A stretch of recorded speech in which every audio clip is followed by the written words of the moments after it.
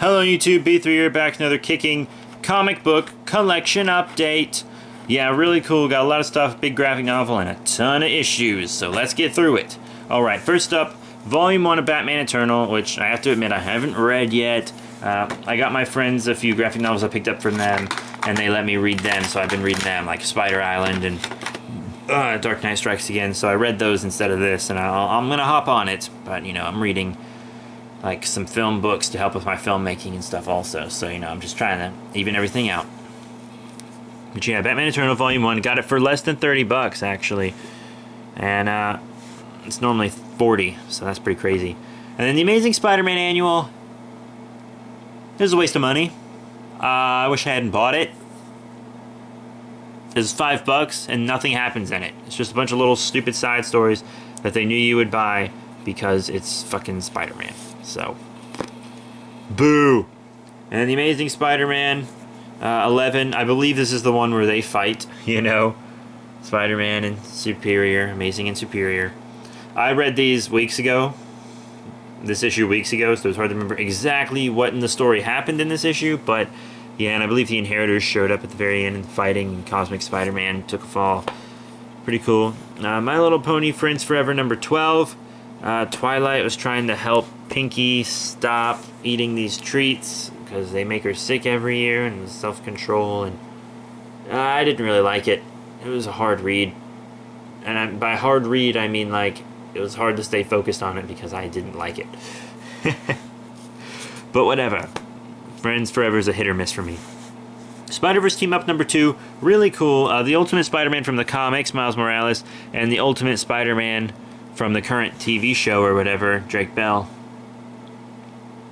Yeah. But, you know, they did stuff, and then Spider-Gwen did some stuff as well. Love Spider-Gwen. I'm going to have to read her series. She's fantastic. Just a hit. Love her. Spider-Gwen's pretty great. But, yeah, and they went and got the 60s TV show Spider-Man, which I thought was pretty cool. That was a good read. And then Batman Superman number 17. You know, I was thinking about unfollowing Batman Superman, but to be honest, this is a really good story arc right here. Superman's Joker. It's really good. Lobo appeared. That's Lobo right there. Not liking the new Lobo. I mean, I always give new characters a chance. I'm all for reinterpretations. I'm all for new takes on characters. Getting fresh new stuff in comics I'm always down for that. But I don't like this Lobo. I don't see why everyone has to be a pretty boy. I don't like this Lobo. I don't. I'm sorry. But yeah, it was a really good issue. And then Batman Endgame Part 3, which is Batman 37. This issue terrified me. This is a scary story arc, and a lot of crazy stuff went down in this issue. So much stuff happened in this one single issue. It was incredible. An incredible issue. It was terrifying. It's insane. What an issue. What an issue. Greg Capullo. Scott Snyder is the best. Scott Snyder is the friggin' best. Love him. I'll read anything he writes. And then, of course, Batman Annual number 3, which is a tie-in to Endgame. It was pretty cool about the Joker, like, trying to turn this guy into his friend. It's pretty neat. It had a nice little ending. I really enjoyed it. And then Godzilla Cataclysm, which is the end of this story. So that gives me budget room to read Spider-Gwen when it happens. And I'll probably stop reading Spider-Woman when, excuse me, when Spider-Verse is over anyways. But Godzilla Cataclysm, really cool story. I really liked it. You know, there was redemption in the end and all kinds of great stuff. Everything kind of turned out as best as it could, I believe. But it was a good story. I really love these Godzilla series that DW does. They're really great. Bob Eggleton cover art there too. And then Godzilla Rules of Earth number 19. You know, we have our new original monster that's finally showed up, the Trilopod creature. Very, very cool. It's based off one of the oldest multicellular organisms on Earth, I believe. Obviously extinct. But really cool. Really dig it. This is probably one of the favorite comics I get Not just because it's Godzilla, because it's so well done, and it's very original for Godzilla stuff. Really, really great. The My Little Pony Friendship is Magic number 26. Wasn't too crazy about this story arc. Good, the Bad, the Ponies. I got all the Western references and stuff. You know, growing up in the South, film major, etc. That stuff I always say in every video. But, I felt like their problems could have been solved a lot quicker and easier. It just felt like they wanted to do a homage to Western stuff, so they did this story arc. You know, it was okay. I just didn't really. I expected more. And then Scarlet Spiders number 2, really cool, interesting issue. I mean, I just love watching Kane kick ass, to be totally honest with you. New Warriors is done, but I think they're gonna do more stuff with the New Warriors, and I'll be reading up on that or keeping up with it at the very least, because Kane there is a really interesting character. Anyways, yeah, they're in the cloning facility on the Inheritors world, kicking butt, taking names, well, more like running around and taking down, you know, the humans there, and not exactly the Inheritors. But it's a good read, and it ties in with Spider-Verse and helps you understand everything that's going on. And they're about to fight an Inheritor in that book, I believe. And Spider-Woman number 2, you know, Silk is on the run. Jessica Drew has infiltrated the Inheritors. Turns out Jessica Drew on their world works for them.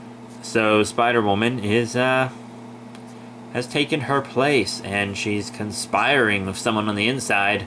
I think it's pretty easy to guess who it is, but I'm not gonna tell you. And then Spider-Verse Part 4, which is The Amazing Spider-Man number 12. This is the issue I've been looking forward to all month. Really great read. The Japanese Spider-Man showed up. And, well, 3 Japanese Spider-Man showed up. But normally when someone says the Japanese Spider-Man, they're talking about the one with the giant robot, who had the TV show and his own series and stuff. Leopardon and etc. Really, really cool Spidey. Love him. His robot was destroyed, though, which makes me sad, because I love Leopardon, if that's how you pronounce it. I don't know, I've only seen like 1 episode of that show or whatever. Too bad. But yeah, called the ending to this. Called it. In fact, I thought it had already happened earlier in a book, in other books, but it turns out it didn't. And I'm going to give you guys a thumbs up now, so if you don't want to know how this ends, mute it. And then when I give a thumbs up a second time, you will know that you can unmute it and the spoilers will be over. Alright, mute. So anyways, yeah, they're on this world and they find another spider totem, and of course it is Uncle Ben. Yeah, there was this older Spider-Man earlier whose identity was like real secret, and they were being all sly about it, and I thought that was going to be an Uncle Ben totem, but it wasn't. And now we have an Uncle Ben totem, which I knew would happen. Really, really cool, and there's kind of been a little foreshadowing for it also. They thought I didn't catch it, but I did, and I called this. I've called this for months, and I knew it would happen. I've actually called it since Spider-Verse was announced, so yeah, that's what happened. Called it, and you can unmute, so. But yeah, really cool. Love that Inheritors family portrait they got there. Really nice. Yeah, Spider-Gwen. And then Spider-Man 2099 number 7, pretty basic issue. You know, they're just dissecting an old Inheritor body, because, you know, they clone themselves, as I said. But, you know, Lady Spider, Spider-Man 2099, were doing all the work on that, and then they jumped to the old safe place, which isn't safe anymore, and they found a bunch of dead spider bodies. So, and Punisher was there too. And then one of my favorite issues in the haul, actually, My Little Pony Friends Forever number 13. I thought I wasn't going to enjoy it too much, but it turned out to be a really good issue. Kind of struck a chord with me. It was about, you know, accepting people for who they are, even if you don't understand them, and helping them, and, you know, just being supportive in general.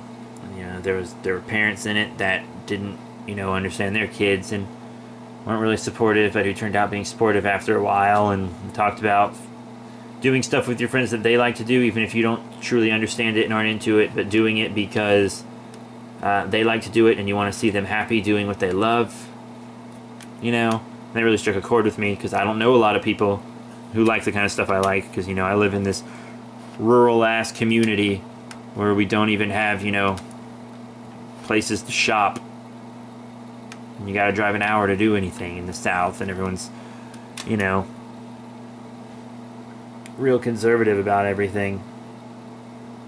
And being conservative is fine, but I mean, dang. Like, I could get lynched for reading this, to be honest with you. I know that sounds a little harsh, but it's kind of true. My parents aren't always supportive, and I don't make a lot of friends here because, you know, I'm not in the same interest as everyone else here. I mean, if you don't like, in my hometown, if you don't like sports and you don't dip or drink, then you really don't have anything to talk about. Everyone here is super boring, and all they do is drink, do drugs, and have babies because that's all there is to do. There's no entertainment here. There is nothing. I have to drive like an hour just to buy a comic book. But, you know, this issue made me feel really good. It made me feel like there are people out there living my life. And I know there are, because I have friends that feel the same way I do. But it's a really, really great issue, and I think it'll strike a chord with a lot of readers. So yeah, quick recap. My Little Pony Friends Forever number 13. Spider-Man 2099 number 7. Amazing Spider-Man number 12. Spider-Woman number 2. Scarlet Spiders number 2. My Little Pony Friendship Magic number 26. Godzilla Rules of Earth number 19. Godzilla Cataclysm number 5. Batman Annual number 3. Batman Endgame Part 3 number 37. Batman Superman 17. Spider-Verse Team Up number 2. Still need number 1, by the way. My Little Pony Friends Forever number 12. The Amazing Spider-Man 11. And The Amazing Spider-Man Annual number 1 as well as Batman Eternal Volume 1. So yeah, that's it, you guys. Just rate, comment, subscribe. Check out all the cool links in the description below. If any of them don't work, please tell me, because it appears that some aren't working now. So yeah, please notify me of that. Thank you all so much for your support. I'll have more coming in the next month or two, and I'll see you all later.